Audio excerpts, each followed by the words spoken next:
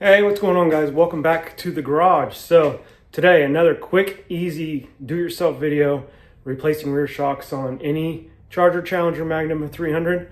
Now, all you OG subscribers remember, the first thing we did to this car was suspension. It's got some like eBay shocks and struts and unknown springs. H&R 50888. And of course I got the front Bilsteins. I got SPC control arms. I'm not sure what springs those are. Looks like they used to be blue. Those struts are just a eBay brand. And I think it has iBox sway bars.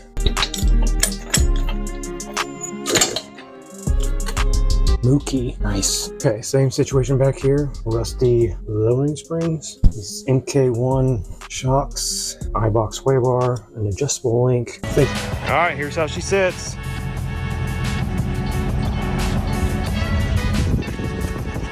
Looks pretty good. Now that first video, not my best video. It was literally the first video I did with this YouTube thing. So all the info's there to put lowering springs on these cars, but maybe my side of it was not the greatest. But again, it was my first video, so I think I came a long way. But if you want to know how to lower these cars with lowering springs, go back and watch that video because all the information is there. It's just my part wasn't the best. So when I bought the car, it was lowered and it had these eBay shocks and struts. I believe Mookie was the brand. So the front, we put Bilsteins on it when we did the H&R springs.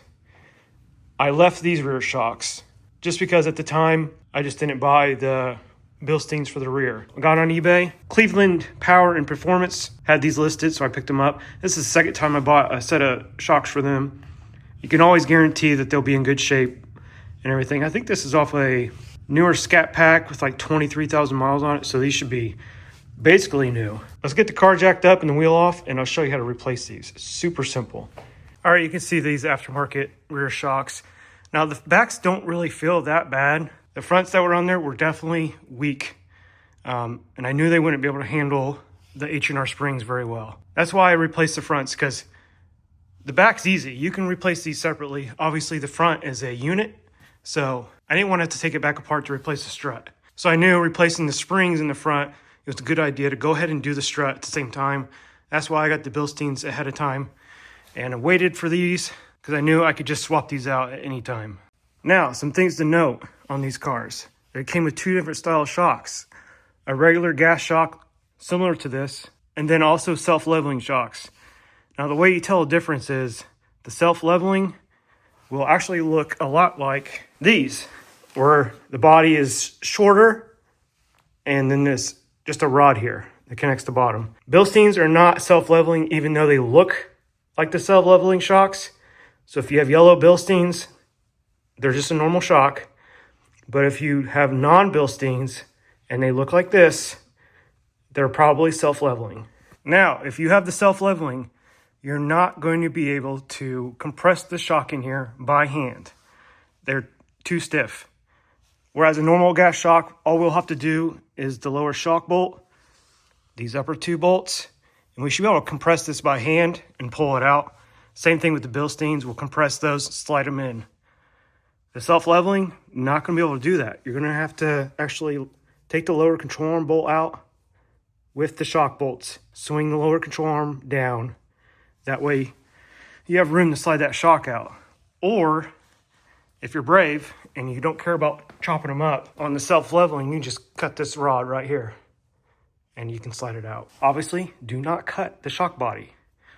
Cut down here on the rod, separating the two, and then you can pop them right out. If you're just going to toss them, it'll save you the hassle of undoing the lower control arm. All right, these upper bolts are 16s. It helps if you have a swivel.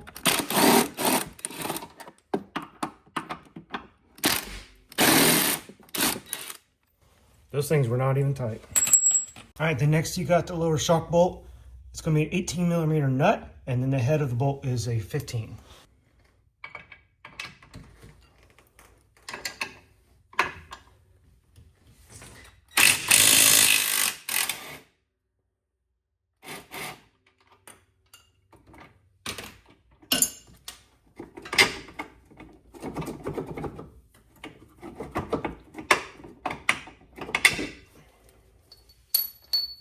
All right, once you get all your bolts out, you should be able to compress this by hand.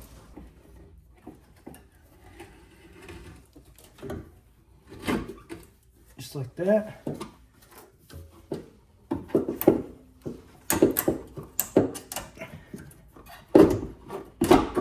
Work it out of there. There you go. And Cleveland was nice enough to send me the stock bolts, which are much prettier than the old ones, so we'll use the new ones. Now, these are not left and right specific. They can go on either side. Front struts are side specific.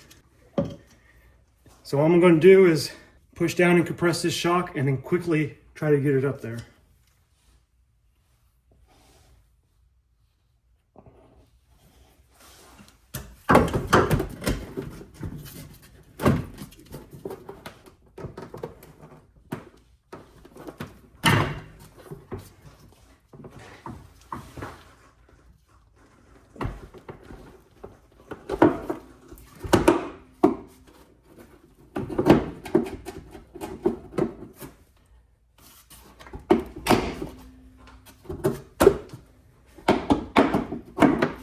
All right, and then we'll slide our lower shock bolt in. It should just line up. You have to use a pry bar to manipulate it a little bit. That's fine, but that shock, that lower part of the shock basically sits right in the bottom of this control arm and lines right up with that shock bolt hole.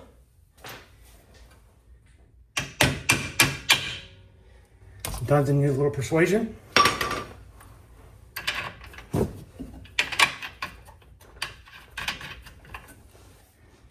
Okay, and then we'll get the top in.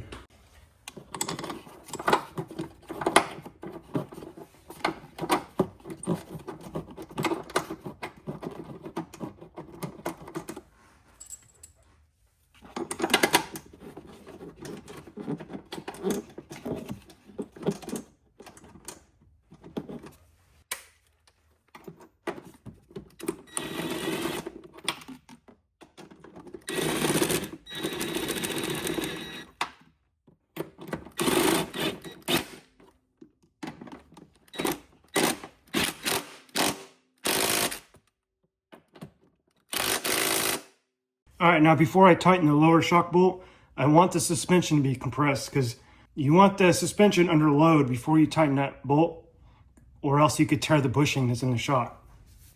So I got a small jack under the control arm, and I'm just going to lower the car down on it and compress the suspension and tighten that bolt.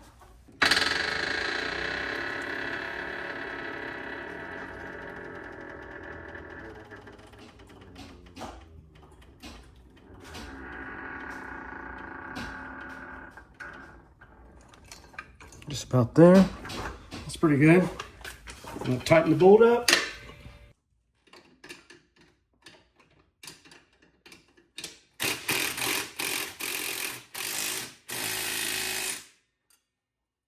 All right, then we just jack it up and put the wheel back on. All right, there it is. Simple as that. Rear shock replacement on any Charger, Challenger, or Magnum and 300s. Now, like I said, if you want to know how to put lowering springs on these cars, go check out that first video. It explains everything you need to know. Now, the next couple of videos of the Charger might be interior stuff. I got a steering wheel cover coming from Redline Goods, so stay tuned for that. And I want to replace the seat cover on the driver's side seat bottom. eBay sells replacement covers that should match the factory seats, so I'm going to do that too. But that'll do it for this one. Thanks you guys for watching. Thanks for the subscribers that subscribed almost to that 1,000 mark, which is a huge deal. When I started this, I didn't think it would do 500, and we passed 500 real quick and on the way to 1,000. So thank you. Catch you on the next one.